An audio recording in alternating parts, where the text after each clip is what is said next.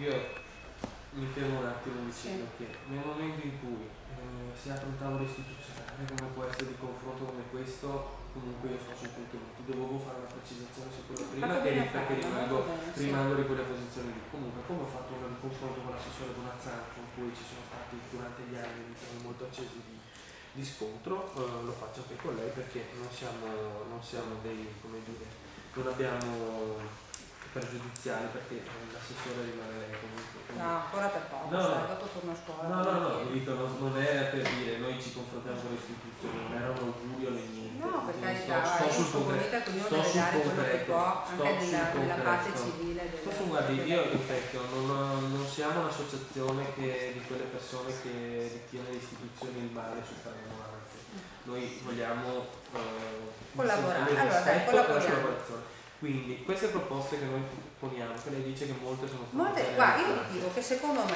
dalla prima lettura, ma io lo dico per voi perché io lo dico per cominciare. È stato realizzato, se lei mi viene a dire questo, io dico orefici uguali per tutti gli istituti. Ma l'unico punto che è stato l'unico luogo dove è stato realizzato un modello di biennio unitario, date le possibilità che hanno di farlo, è la provincia di Bolzano. Per il resto, ovunque. Ma il modello, lei mi dice le stesse ore per gli istituti, mi dice esiste già. Allora ti dico, posso spiegarti come è stato realizzato? È stato realizzato nella riforma a seconda degli ordinamenti dei singoli istituti, va bene? Professionale, tecnico e liceale. Tu mi dici no, dobbiamo fare in modo che tutti i ragazzi nel primo biennio delle scuole superiori possano avere le stesse materie, le stesse.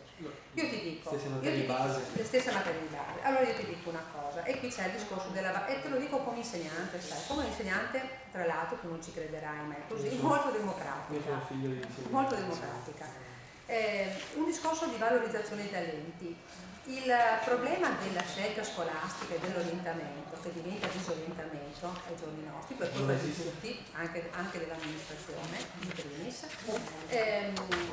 fa sì che i ragazzi siano orientati a seconda dei propri talenti e delle proprie capacità a frequentare determinate scuole. Dove? Non è proprio così, purtroppo. Cioè, non vengono orientati in questo senso, perché se prendiamo un 14enne di qualsiasi posto, guardi, non si può fare da Roma a Torino questo discorso. Se si prende un 14enne che deve scegliere la propria istruzione secondaria superiore, non ha sono stati fatti studi su questo. A 14 anni uno non ha la capacità mentale per fare una scelta effettivamente libera di quello che deve essere il suo percorso, perché spesso viene influenzato dai genitori.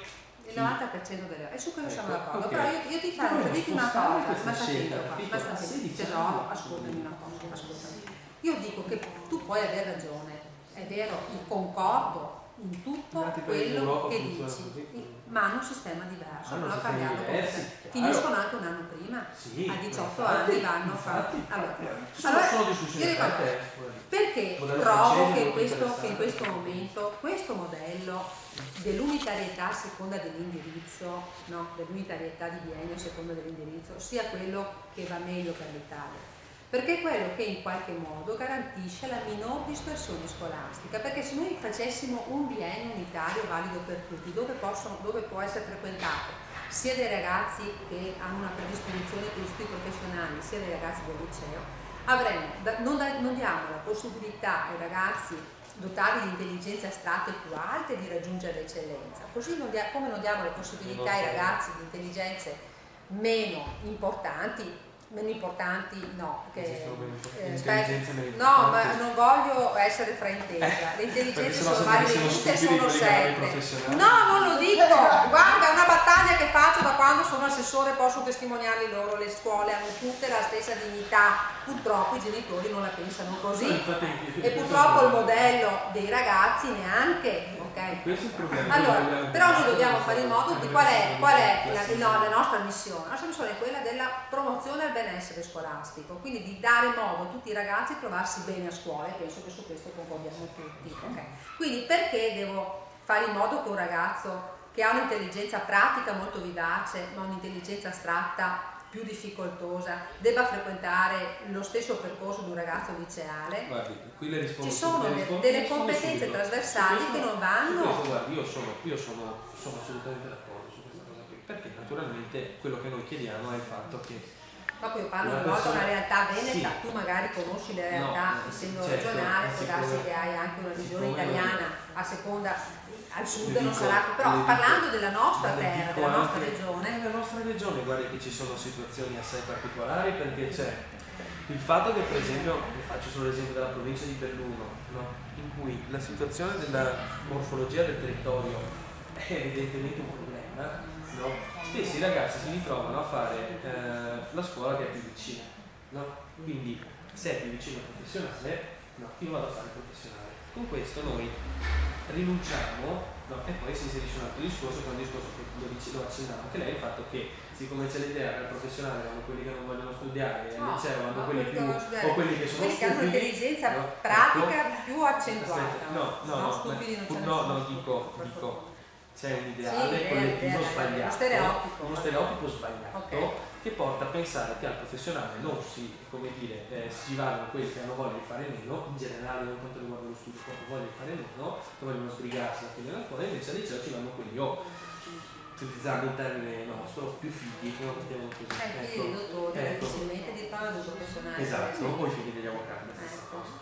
Quindi no, il problema che si crea in base a queste due cose, questi due fattori che si intersecano, è che noi da una parte rinunciamo ad avere delle competenze straordinarie dal punto di vista che potrebbe essere o pratico o intellettuale o misto, no, eccetera, perché c'è una persona che ha scelto un percorso di scuola che non era il suo. Ne potrei citare a centinaia di esempi, tanto che lo studio che è stato fatto l'anno scorso dimostra che la grande dispersione scolastica in Veneto, che è tra il primo e il secondo anno, è la più alta. Perché? Perché la gente al secondo anno si accorge di aver fatto una scelta sbagliata e non può più, perché c'è una grossa diversificazione tra scuole. Abbiamo creato il percorso delle passerelle, la provincia di Vicenza ha anche fatto un accordo è di difficile attuazione, sì, questa è la nostra preoccupazione. Io concordo, però ti dico l'impegno di questa provincia. Il primo anno del mio mandato elettorale abbiamo fatto un accordo con tutte le scuole della provincia, dando delle indicazioni che le scuole stesse si sono date affinché le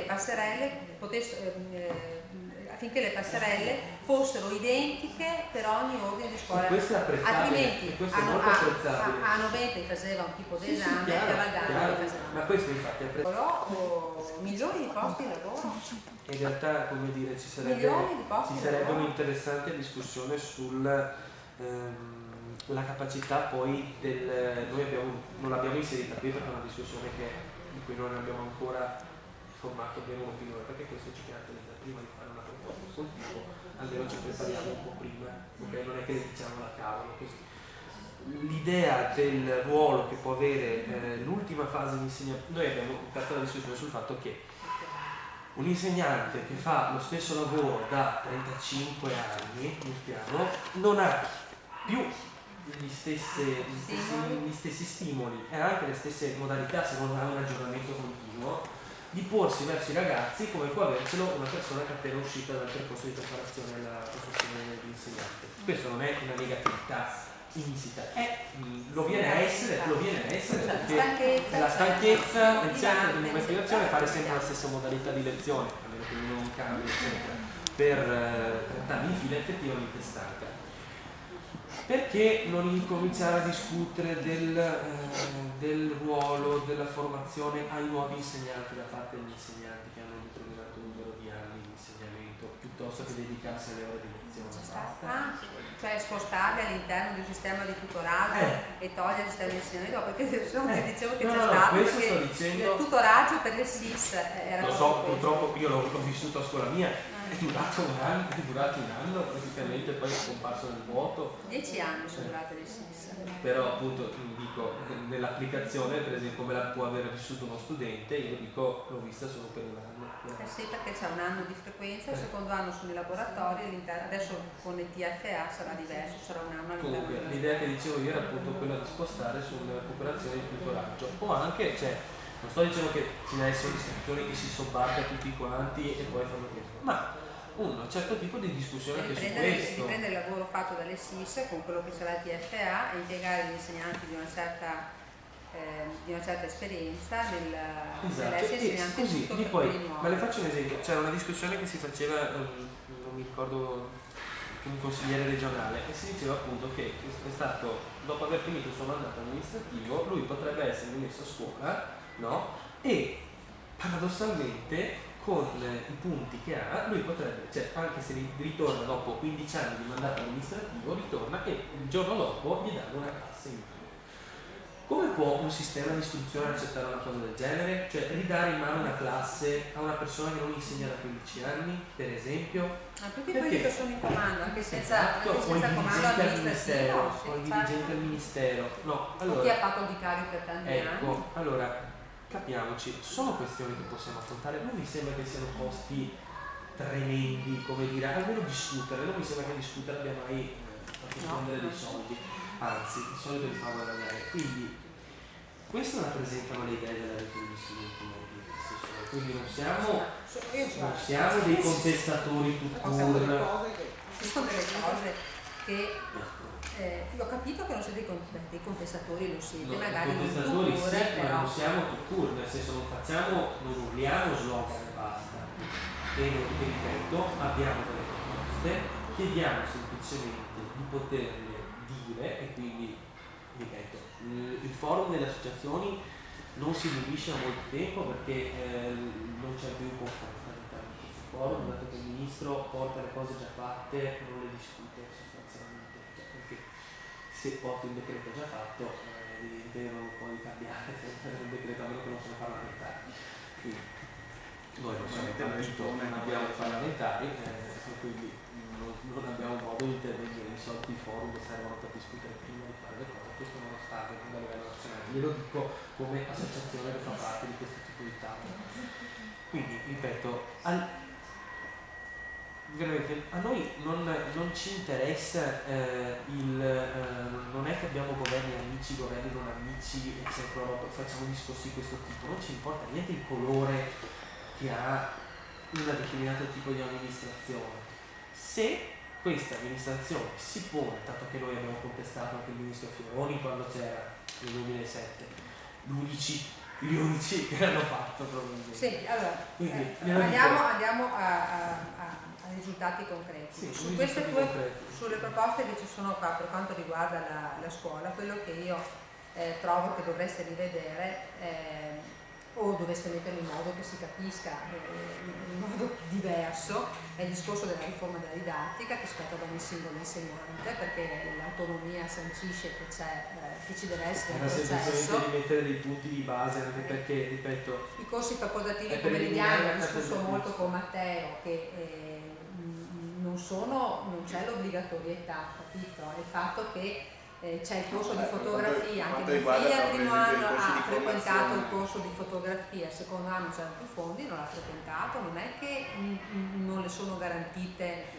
gli insegnamenti essenziali del curriculum di studio, Cecilia, perché sono cose in più, che arricchiscono la scuola pubblica, arricchiscono un'offerta formativa del territorio nel momento in cui, ma non sono obbligatorie, la scuola non è obbligata a farlo, non dovete viverlo come un diritto negato, questo non è un diritto negato, non è un diritto negato, è una possibilità. Nel momento in cui non c'è più, non c'è per una serie di motivi. Non c'è una discussione sulla vivibilità proprio dell'istituzione scolastica. Corsi di recupero estivi, però quello è un diritto negato per quanto ci riguarda. Chiedere a una famiglia di finanziare con 150 euro ogni materia, secondo noi è un diritto negato. Secondo me sbaglia la scuola a farlo. Nel momento in cui una scuola